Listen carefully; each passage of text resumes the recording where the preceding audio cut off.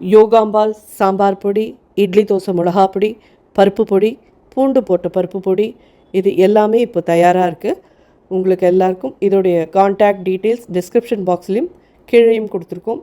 WhatsApp number அது வழியாக நீங்கள் உங்களுக்கு என்ன தேவையோ அதை தொடர்பு கொண்டு நீங்கள் பதிவு பண்ணிடலாம். அதை அனுப்பி வைக்கிறதுக்கு நாங்கள் கடமைப்பட்டிருக்கோம். வணக்கம், நான் உங்கள் அபிமான யோகாம்பால் சுந்தர். இன்றைக்கி என்ன பார்க்க போகிறோம்னு சொல்லி கேட்டீங்கன்னா, இது ஒரு சைட் டிஷ், ரொம்ப இன்ட்ரெஸ்டிங்கான ஒரு இது. காலிஃப்ளவர் குருமா, ஆனால் கோகனட் மில்கோட, தேங்காய் வச்சு அரைக்காத தேங்காய் பால் விட்டு பண்ண போகிறோம். ரொம்ப ரொம்ப நல்லாயிருக்கும். வயிற்றுக்கெல்லாம் ரொம்ப நல்லது தேங்காய் பால் சாப்பிட்றது. ஸோ ஸ்டெப் பை ஸ்டெப்பாக எப்படி பண்ணுறதுன்னு பார்க்கலாம்.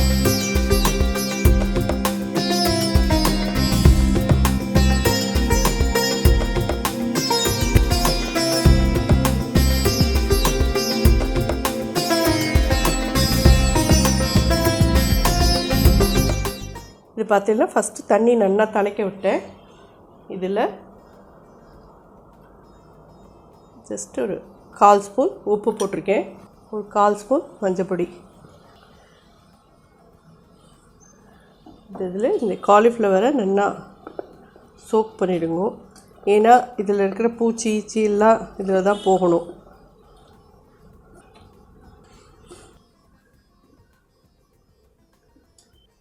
ஒரு 2-3 மினிட்ஸ் இதில் நல்லா அப்படியே சோக் பண்ணி விடுங்க.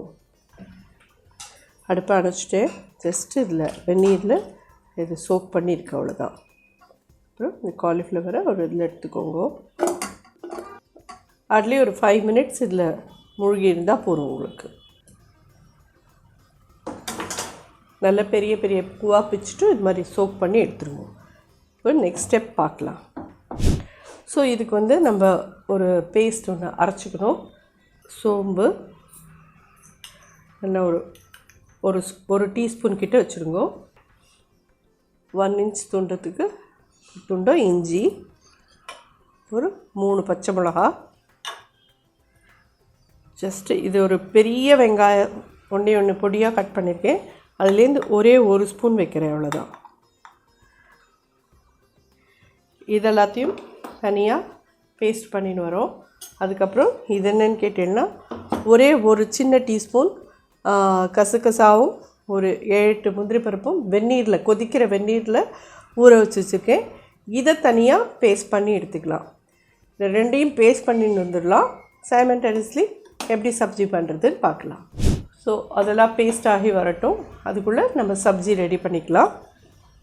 பேஸ் 2, 3, 4 ஸ்பூன் எண்ணெய் விட்டுருக்கேன்.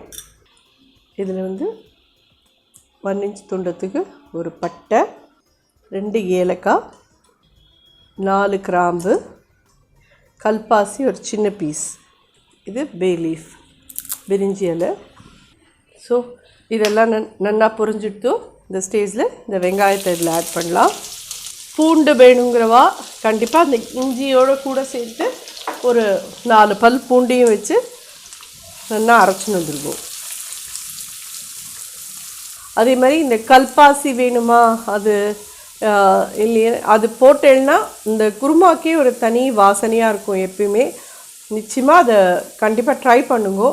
அது வாங்கி நீங்கள் பாட்டுக்கு ஃப்ரீசரில் ஒரு சின்ன டப்பாவில் போட்டு வச்சுருந்தேன்னா வருஷக்கணக்காக கிடக்கும், அது ஒன்றும் கெட்டு போகாது. ஸோ நம்ம என்ன வாங்கிறது நிகழாக இருந்தால் 2 கிராம் 5 கிராம்கே கூட கிடைக்கும் கடையிலலாம் உங்களுக்கு. தனியா பொடி 1 டீஸ்பூன், பச்சை மிளகா வேறு வச்சுருக்கோம், காரப்பொடி ஒரு 1/2 டீஸ்பூன் போடுறேன், மஞ்சப்பொடி ஒரு 1/4 ஸ்பூன்.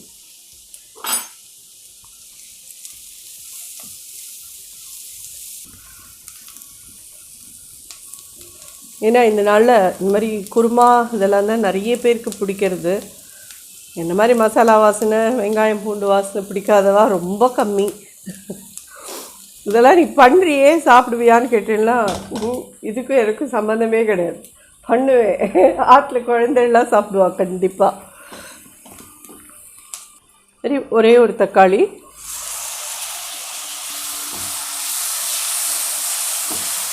தக்காளின்னு சொல்கிறதுக்குமே பயமாக இருக்குது இல்லையா?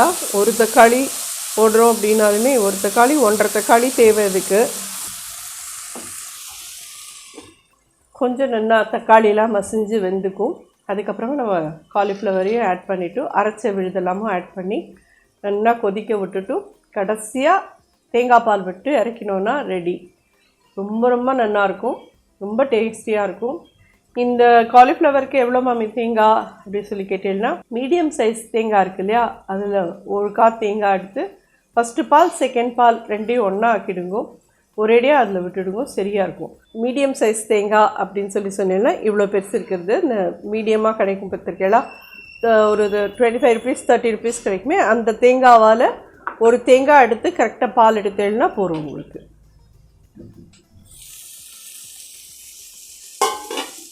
இந்த ஸ்டேஜில் இந்த பச்சை மிளகா இதெல்லாம் அரைச்சோம் இல்லையா, இஞ்சி பச்சை மிளகா பெருஞ்சீரகம் இதெல்லாத்தையும் இதில் ஆட் பண்ணிடலாம். இந்த இடத்துல நீங்கள் அரைக்கரைச்சி பூண்டையும் சேர்த்து அரைச்சிக்கோங்க.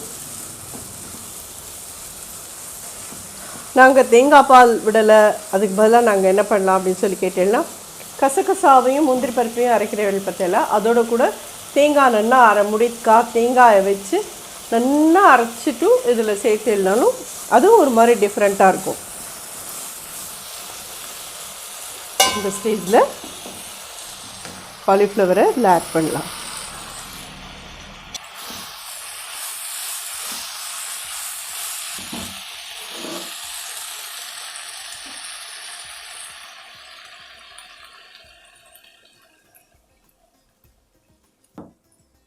ஜஸ்ட் இந்த காலிஃப்ளவர் வேகிறதுக்கு தேவையான அளவு நம்ம விட்ருக்கோம். ஃபிஷ்க்கு தேவையான உப்பு ஒரு 1 teaspoon கிட்டே போட்டிருக்கோம். இது நல்லா கொதிக்கட்டும். ஒரு வேகிறதுக்கு காலிஃப்ளவர் வேகிறதுக்கு ஒரு 5 to 7 minutes ஆகும். அது வரைக்கும் நம்ம வெயிட் பண்ணிட்டு அடுத்த ஸ்டேஜ் பார்க்கலாம்.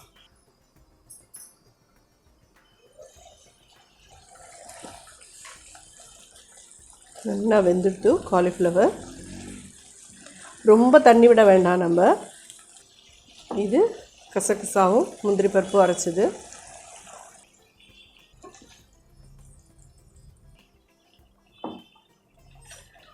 இதை விட்டு ஒரு 2 கொதி வரட்டும்.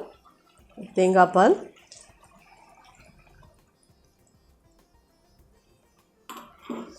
இது எதோடலாம் நல்லாயிருக்கும் அப்படின்னு சொல்லி கேட்டீங்கன்னா, சாதமாக சாப்பிட்றீங்களாலும் ஓகே, அப்படி இல்லையா நீங்கள் வந்து இதை சப்பாத்தி பூரிக்கெலாம் தொட்டுக்கலாம். ஆப்பம் ரொம்ப ரொம்ப நல்லாயிருக்கும், ஆப்பத்துக்கெல்லாம் கண்டிப்பாக இதை ட்ரை பண்ணி பாருங்க. நான் தேங்காய் பால் விட்ட இடத்துல நீங்கள் தேங்காவை அரைச்சி விடுறேன்னாலும் விடுங்க. கொத்தமல்லி, ஜஸ்ட்டு தேங்காய் பால் விட்டப்புறமா ரொம்ப கொதிக்க வேண்டாம், ஒரே ஒரு கொதி வந்துடுத்து ரெடி ஆகிடுது.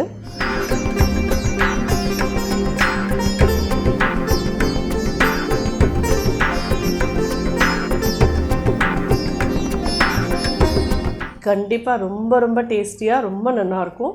நிச்சயமாக எல்லோரும் ட்ரை பண்ணி பார்த்துட்டு எப்படி இருந்தது எனக்கு ஃபீட்பேக் சொல்லுங்கள். அடுப்பை அனுப்பிச்சிட்டேன்.